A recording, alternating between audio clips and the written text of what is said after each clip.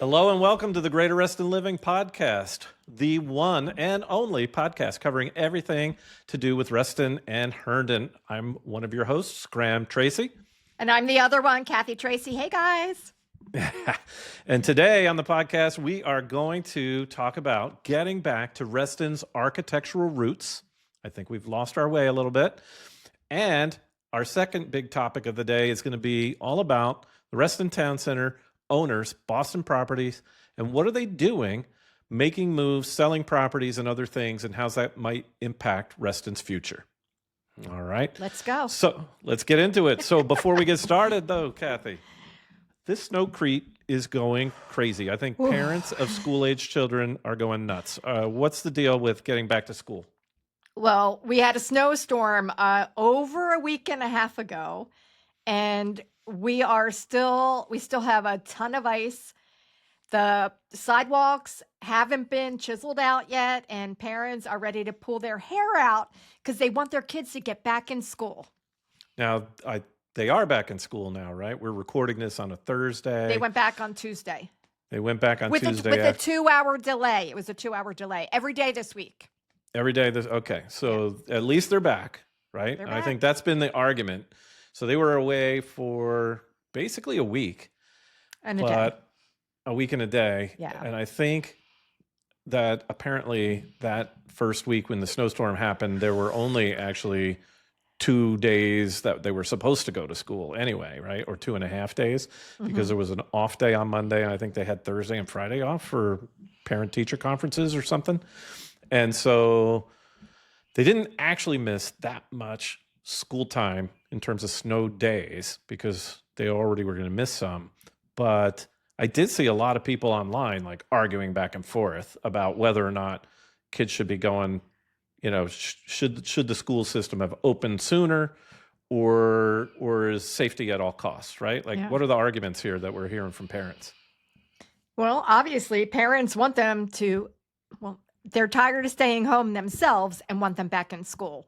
But I see the point of safety first because with the amount of snow that we got and the ice on top of it, many people never got to cleaning the sidewalks where the bus stops are. Right. And so some parents, they want them to go back to school, but they also don't want them standing in the street for the bus because we all know we have distracted drivers and we have snow mounds that are taller than me, and you can't necessarily see beyond them. So it is a safety thing. Right. I get both sides. I get both sides too. And I think, of course, everything online, you're either way on one side or the other, right? Just like all the politics these days. But, there was the camp that said, hey, I walked both ways uphill, in the snow, in 10 barefoot. feet of snow. Yeah, that kind of thing. So there were a lot of cranks out there saying, get them back to school. Other people saying they should be off for 2 weeks until all of this melts. And people were worried about it taking until the end of February. So, it's not, like usual, the answer is somewhere in the middle, right? And I think probably the county got it right. Yeah, but I did see a lot of neighbors outside doing the sidewalks in preparation for the bus stop thing, but not all of them. That's good. Well, at least some neighbors get out there and help, so that's good. Hey, last week, after we taped last week's pod, we had a nice little trip to Levantois. How do you say this? Levantois, right? The 23, the French Cafe in Herndon. I'd say we got treated pretty well. What do you think? Oh, I had the best time. The owner, Mary, is wonderful and treated us so well. We got to try a lot. It was National Croissant Day. So we went there for the croissants, but then she treated us we tried every croissant. And then we also had some sandwiches and some of their lovely lattes and matchas and some really fun treats with like foam and cookies in it. Yep. And we did a short video. You did a video, right? Instagram and YouTube Shorts. People can watch it. Yeah. So we'll try to link that one down below as well. It's so comfy. It's cozy. I meet a lot of people there for coffee, and I just want to make sure people aren't sleeping and missing this one. because Yeah. it's sweet. Yeah. And you've been there dozens of times, Yes. on your own with clients, things like that. But this It was time I my, finally got to meet the owner. yeah, it was my first time at all too. So it was good. I liked the croissants were good. I think they had some other pastries that were a little bit The nicer coffee to me. cake. Oh, Yeah. the coffee cake. Coffee cake was similar to what we get up in New Jersey, where where we go for the summer, for the beach. But anyway, yeah, still, I got to go taste a few more croissants to see who the winner is, though. We need to go back. Okay. Mary, we're coming back. All right. All right. Well, let's get into the first of our main topics today, and that is getting back to Reston's architectural roots. I think this is a topic I wanted to talk about because, Kathy, we've done a bunch of videos on several townhome clusters and developments that are happening. New construction. New construction, even beyond that, just like proposals for new townhome developments that include potentially some retail options and things like that, even some that are in the future. And one of the things that we noticed is that there's a lot of sameness to them. So wanted to get into that. But what were some of the developments that we have some of the new showcased construction recently? ones that we haven't highlighted all of them yet, but most of them we did. We did the Vantage Hill, which is over by Wainwright Cluster, True Point, which is over by Lake Ann, Sunset Station. I did the Hard Hat Tour, and the Future T-Mobile one, where we got chased by the security guard. Remember that? And where we did the Cherry Blossom video on Alexander Bell Drive. Right. So there's all of these places are proposed new build developments, but they really are starting to look the same. And people have commented. They're townhouses. Don't forget Townhomes. Yeah. And in Reston, we call them clusters, right? The neighborhoods are called clusters instead of developments, I guess. And, what people are commenting is that these clusters are all starting to look the same. So I wanted to just take us on a little bit of a tour of some of them to see what they're complaining about, right? So here is, for example, the view of the True Point homes that are built up near Lake Ann, right? They're very big. When you go inside of them, they're very nice, right? They have everything that people are expecting in new builds, beautiful quartz countertops, great kitchen, open concept, all of that, right? But they're starting to look like just generic boxes out there, so to speak. You can see these in everywhere in Northern Virginia. These aren't unique to Reston. They're just, not Right. what Restonians like.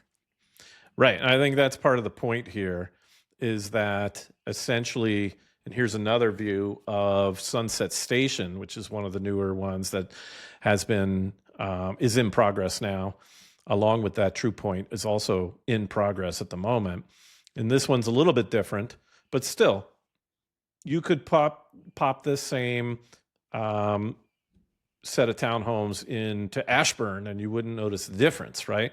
Whereas if you take any of the older cluster homes from Reston, they don't exist anywhere else. They're Reston unique, so to speak. And I think that's the issue that we're encountering as people go through this. Even the Vantage Hill townhomes, which I'll switch over to now, they're the newest one, and we did a video on that. So we've done videos on which ones now, Kathy?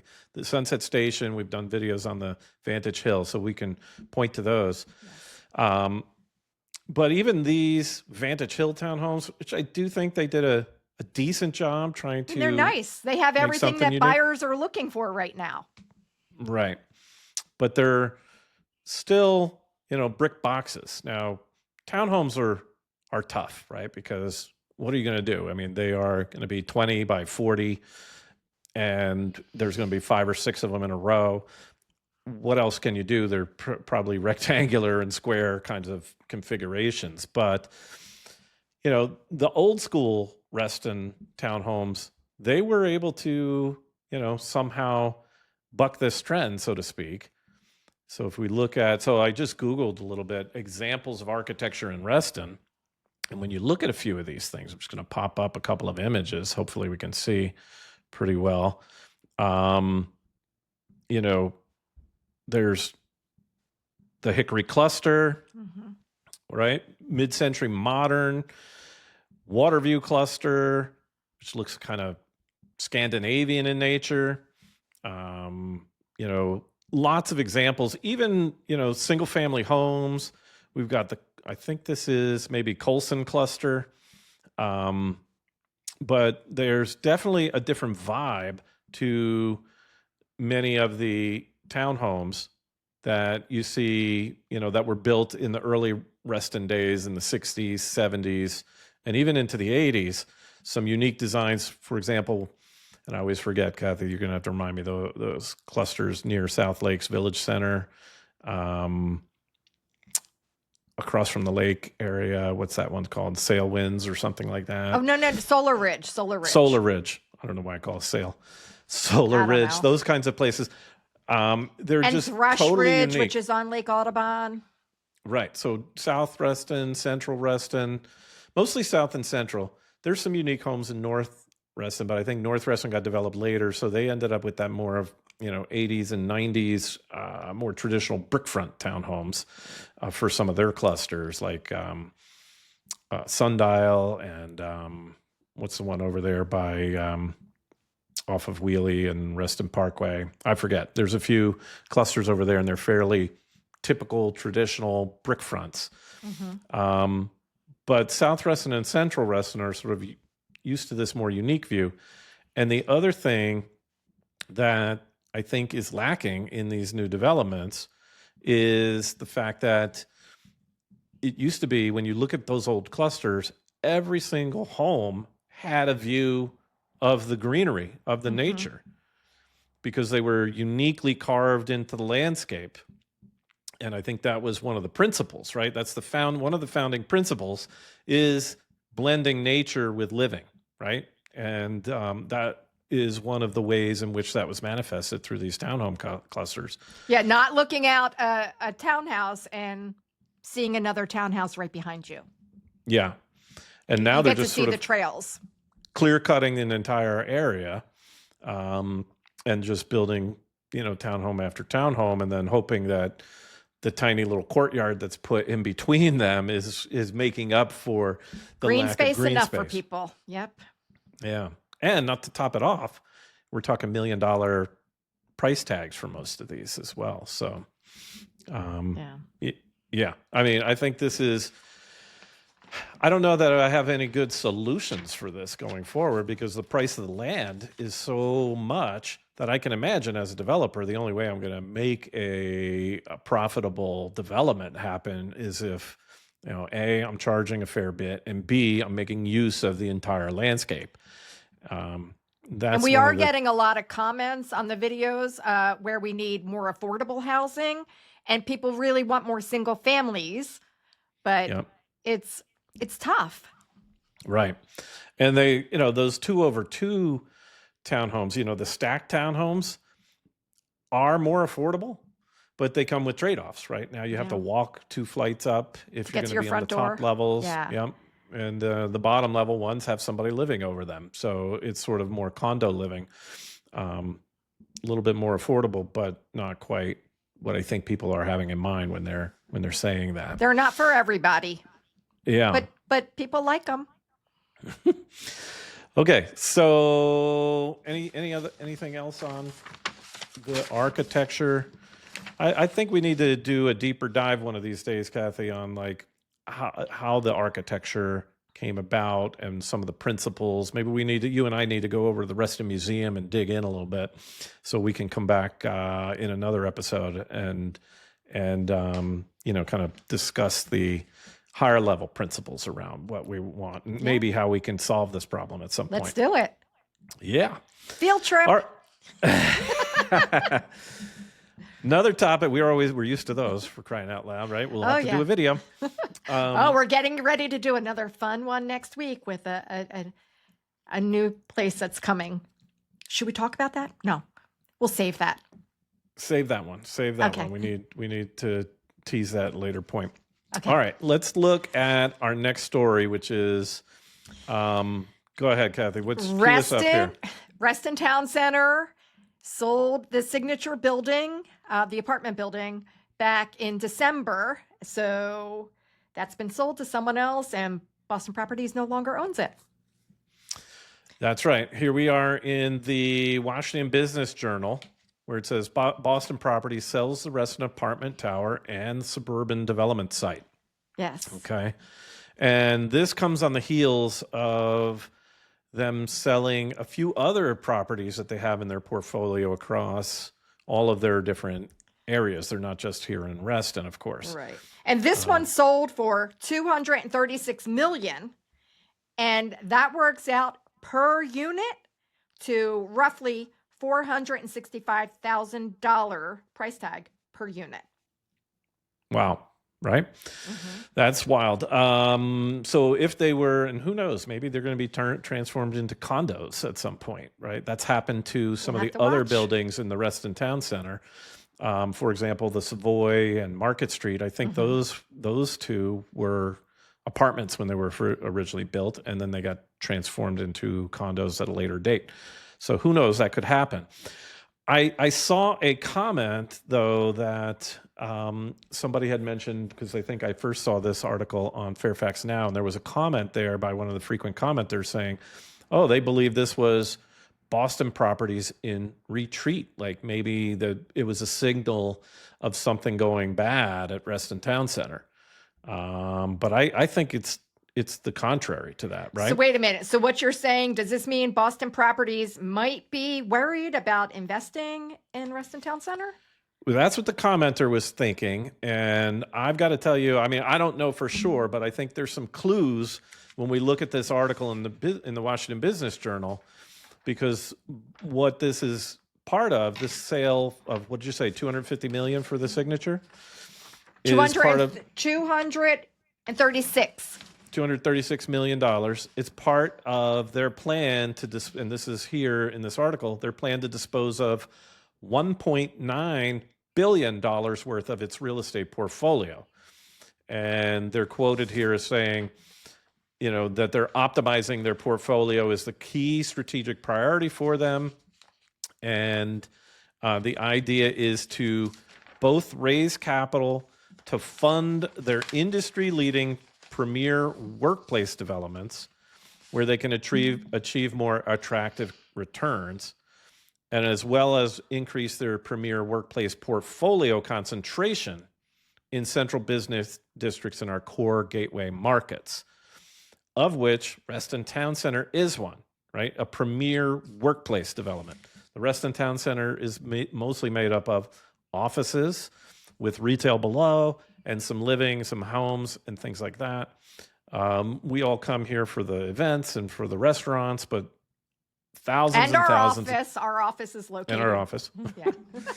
Yeah. But thousands and thousands of people are coming here every day to work. And what I think's going on here is Boston Properties they're smart cookies over there, despite what people have thought over the years with parking and so on.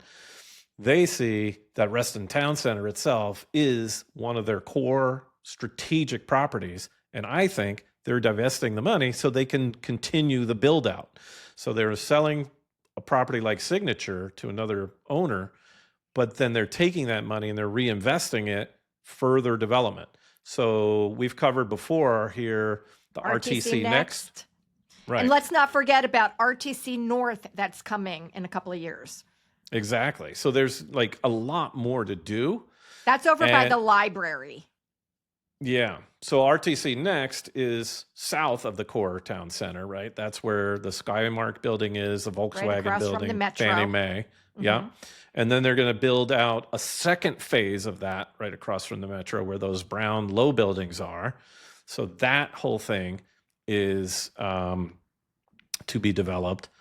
And that's going to be about the same size as the existing RTC Next. So you can imagine they need a ton of capital in order to build out those things. And given where rates are, right, they're still relatively high interest rates for commercial loans and funding and things like that. it basically means that they're going to want to do some more with cash in order to make this happen for them for the long term, because they see that's where their business is going to be. That's at least what I'm reading through the tea leaves on this. I and guess obviously, we'll be watching, seeing what happens. yeah, and the RTC North, we're still many years from away for that one, but that's going to be almost the same size as the existing Reston Town Center. So that's going to take a lot of capital at that point as well. So my guess is we'll continue to see, a rotation out of certain properties so they can continue to invest in the larger initiative. And I'm just thinking how crazy the build out over the years. We've been here 30 years. Like I remember when we first moved down here, Reston Town Center was 2 blocks. And there was no parking, and we parked on a field. Right. I mean, it's crazy. We parked on a field. There were like circuses built on those fields sometimes, or fairs or whatever. Yeah, carnivals. Yeah. So it's been a wild ride. All right. With that, we are at the conclusion of our podcast. I want to remind everybody, if you like this content, then please subscribe. Whether you're seeing us on YouTube, Apple Podcasts, Spotify, we're there if you want to listen. We also have the Reston Insider newsletter, weekly newsletter going out every week, telling you what's happening, the events and everything, right? People need to get up, sign up, or miss out. So with that, we'll put everything in the show notes, and good luck, Reston.